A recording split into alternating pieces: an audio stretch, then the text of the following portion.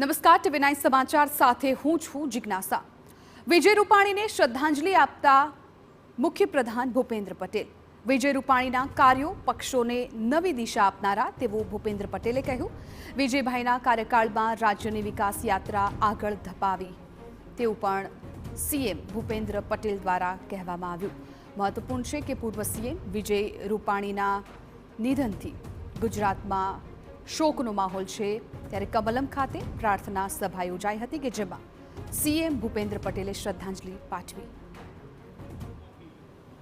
પંજાબમાં પ્રભારી તરીકે સેવારત રહી અવિરત રાખીએ 1960ના દાયકામાં અમદાવાદમાં સ્કૂટર ઉપર ફરીને સંગઠનનું કામ કરવું કે વિજયભાઈ પક્ષના મીડિયાની જવાબદારી દરમિયાન જાતે અખબારોમાં પ્રેસ નોટ પહોંચાડવું એ અહીંયા બેઠેલા ઘણાને સ્મરણ હશે।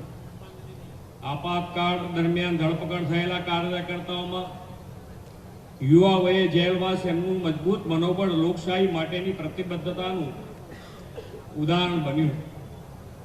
વિજયભાઈએ ચરૈવેતીના મંત્ર સાથે તેમને સોંપેલી દરેક જવાબદારી નિષ્ઠાપૂર્વક નિભાવી એમ હું ચોક્કસ કહી શકું।